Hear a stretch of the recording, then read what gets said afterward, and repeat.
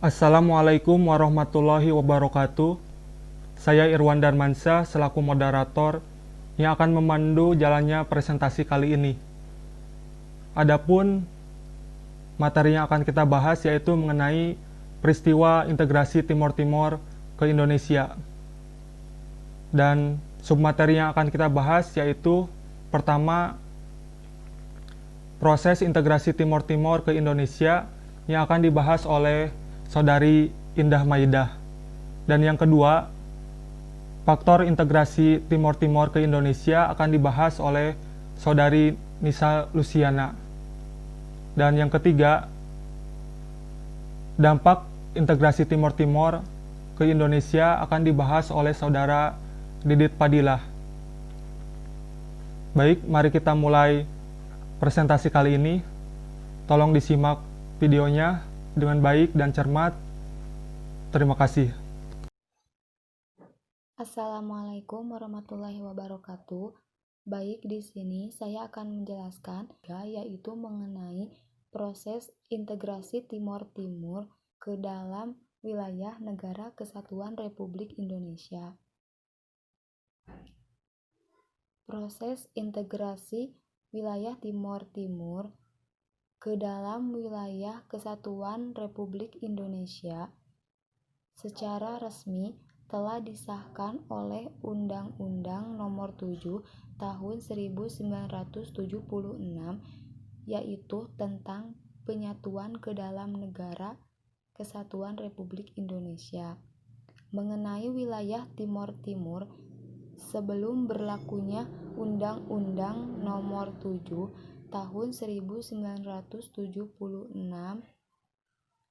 jelas bahwa wilayah bekas jajahan Portugis di Timor itu berada di luar wilayah Negara Kesatuan Republik Indonesia. Proses integrasi Timor Timur menjadi bagian dari NKRI melalui serangkaian peristiwa sejarah yang membuat jatuhnya korban jiwa dalam jumlah yang besar.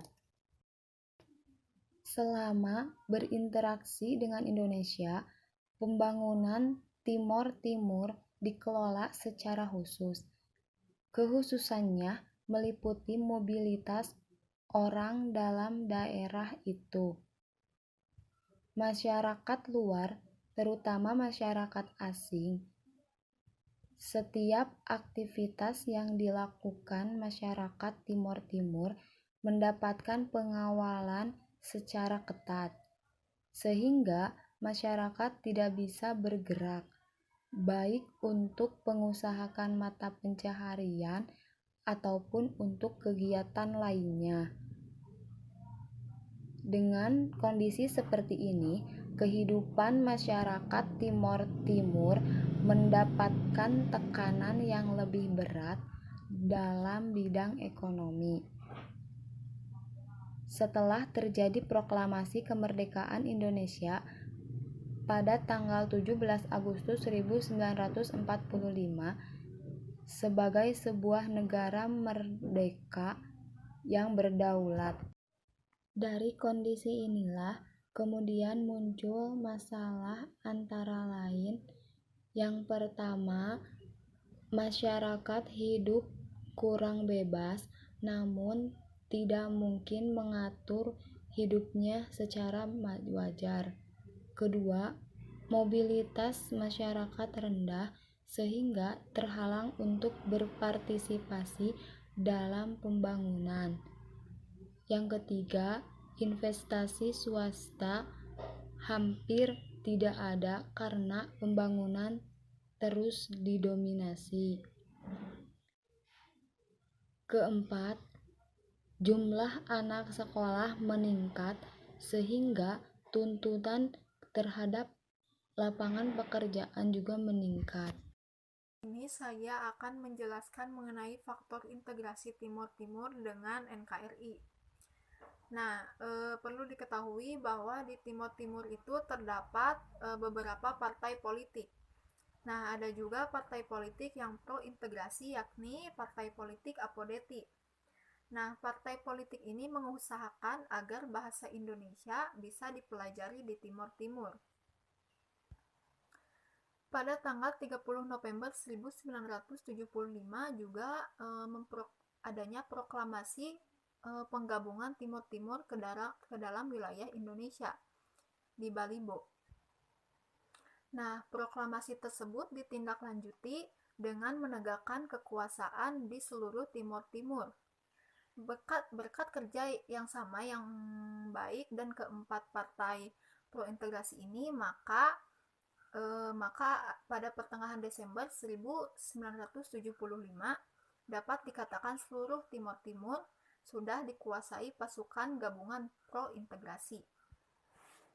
Nah, dalam waktu singkat, petisi integrasi ini selesai disusun pada tanggal 7 Juni 1976.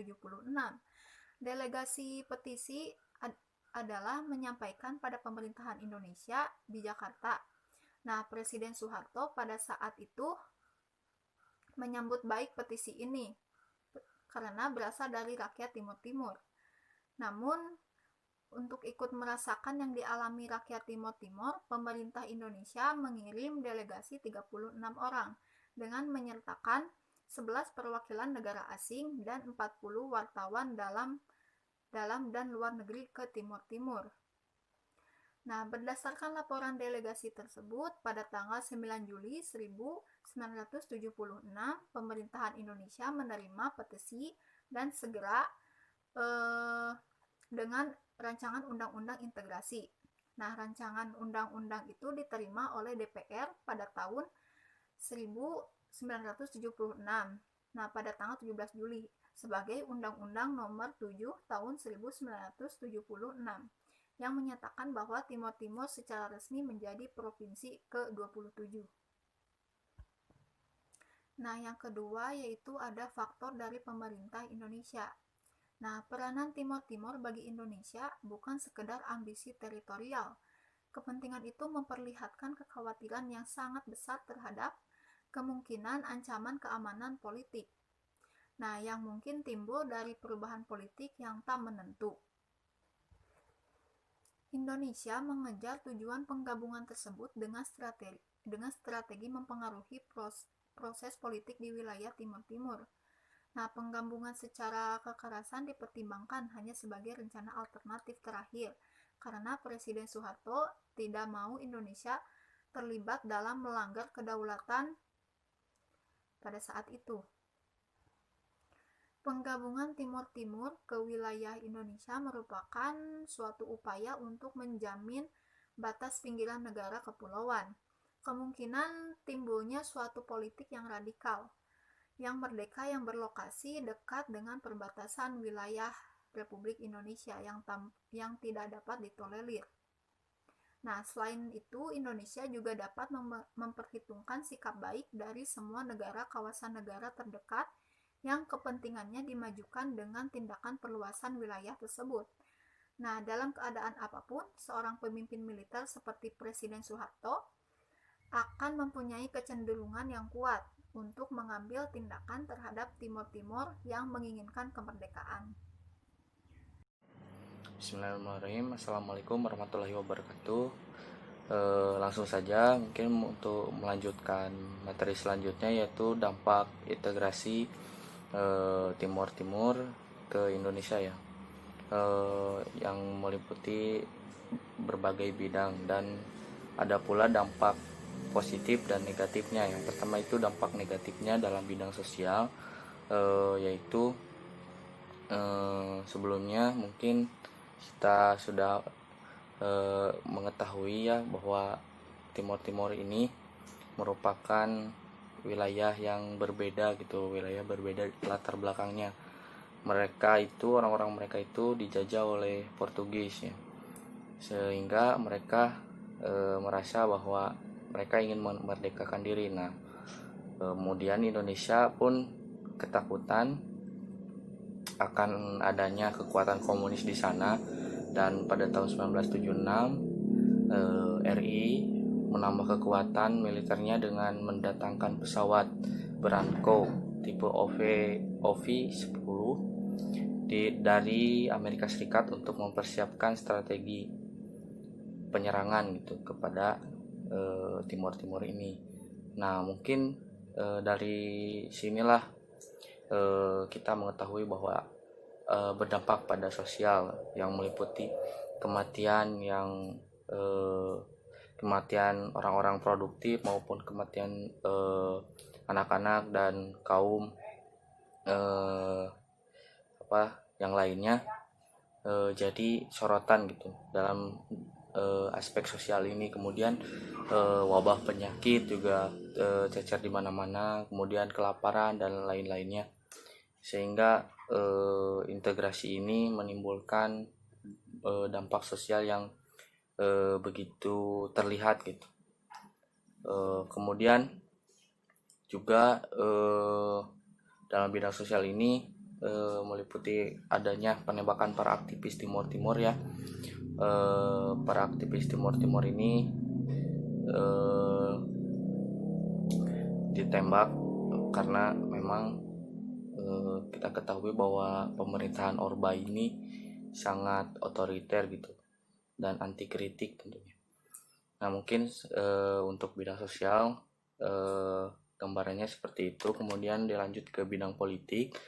Untuk bidang politik mungkin basis-basis politik perlawanan politik ini cukup terjegal gitu, karena memang basis-basis perlawanan ini dihabiskan oleh ABRI gitu, oleh operasi-operasi ABRI gitu. Namun sisanya yang masih hidup dan masih ada semangat untuk perlawanan, mereka mengungsi ke tempat-tempat terpencil gitu, dan untuk melaksanakan strategi baru untuk melakukan perlawanannya gitu.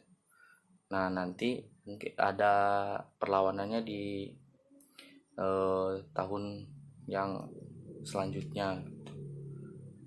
Nah, terus dalam aspek bidang politik ini dampak negatifnya ke Indonesia adalah munculnya rasa persatuan gitu antara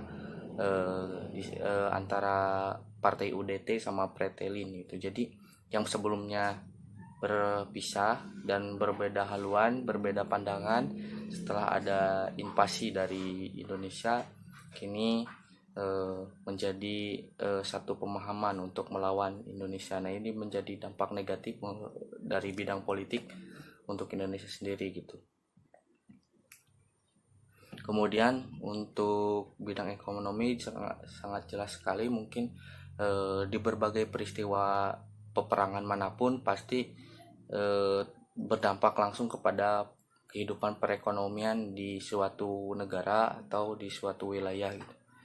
Ya karena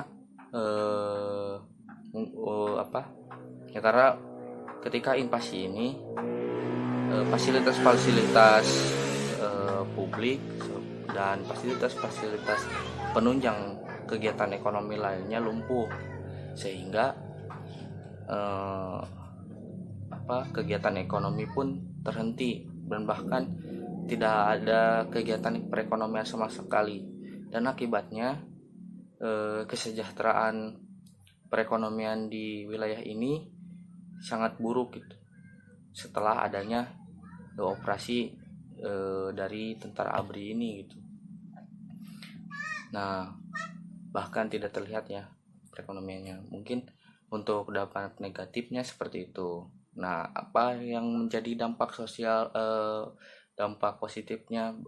Yang pertama dalam bidang sosial, dampak positifnya ini cukup terlihat ya setelah melakukan operasi-operasi RI ini, pemerintah Republik Indonesia ini langsung mengambil simpati rakyat itu dengan menggelontorkan dana, menyisikan dana APBN untuk disumbangkan ke wilayah Timur Timur gitu, ke provinsi yang menjadi provinsi Indonesia tuh.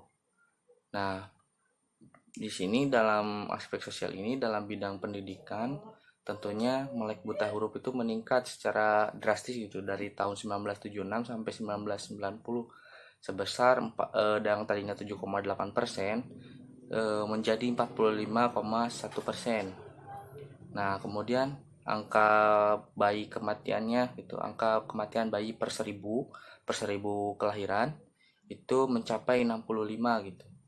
Kemudian serta persentase harapan hidup di penduduk Timur Timur ini 61,8% itu. Ya cukup baiklah ketika dibandingkan dengan pendudukan Portugis saat menduduki wilayah Timur Timur tersebut gitu. Kemudian di dalam bidang politiknya. Nah, dalam bidang politik ini mungkin setelah berhasilnya diduduki wilayah Timur Timur ini, tentu kegiatan politik di Timur Timur ini menjadi suatu hambatan gitu, karena memang dibatasi oleh pemerintah Republik Indonesia setelah dijadikan provinsi ke-27. Mungkin dampak positifnya adanya integrasi ini, yang dulunya mungkin ketika konflik ataupun sengketa dan lainnya dilakukan secara yang namanya kekerasan lah, atau perang, atau bahkan kudeta ya, dan sekarang mungkin setelah adanya integrasi ini, penyelesaian konflik ini dapat diselesaikan secara diplomasi dan damai gitu. Jadi tidak menimbulkan kekacauan ke bidang yang lainnya gitu. Nah, untuk dampak ekonomi sendiri, nah Indonesia ini sangat mensuplai sekali gitu, mensuplai anggarannya ke wilayah Timur-Timur ini. Nah, pada waktu itu RI menggelontorkan dana 278 miliar 640 juta rupiah, 647 juta 165.660 rupiah. Nah, ini dana sebesar ini itu untuk memulihkan tentunya kehidupan perekonomian yang sudah terhenti waktu itu. Baik itu memulihkan keadaan ekonominya, sosial, kemudian dan pendidikan dan lainnya gitu, yang menunjang untuk perekonomian ke depan. Nah, gelontoran dana ini dibagi beberapa tahap. Yang tahap pertama ini untuk sarana dan prasarana, kemudian penyediaan listrik dan lain-lain. Kemudian menyediakan 40.000 hunian untuk orang yang kehilangan tempat tinggal yang terdampak daripada agresi atau invasi dari pemerintah RI gitu. Nah, usaha ini jelas untuk mengambil hati rakyat gitu, agar tidak kembali menyulut perlawanan kepada Republik Indonesia gitu, pemerintah. Selain penyuntikan dana, tercatat ada beberapa perusahaan swasta itu. Perusahaan swasta ini melihat potensi wilayah Timur-Timur ini sangat menarik, sehingga para pengusaha swasta menanamkan modalnya dan mendirikan perusahaan-perusahaan. Dan pada tahun 1997, menurut catatan Adi Condro, itu tercatat ada 24 perusahaan yang terdiri dari usaha perkebunan, kemudian konstruksi, kemudian industri dan lainnya gitu, yang mendukung di sana. Nah, mungkin untuk dampak positif negatif dari bidang sosial, politik, dan ekonomi dari integrasi Timur-Timur ke wilayah Indonesia yang menjadi provinsi ke-27 Indonesia pada waktu itu, cukup sekian ya dari saya pemaparannya. Mohon maaf apabila ada tutur kata dan kesalahan yang kurang berkenan di hati. mohon dimaklum karena saya masih belajar juga untuk berbicara di depan kamera mungkin ya, bukan di depan umum. Terima kasih atas perhatiannya. Saya wassalamualaikum warahmatullahi wabarakatuh.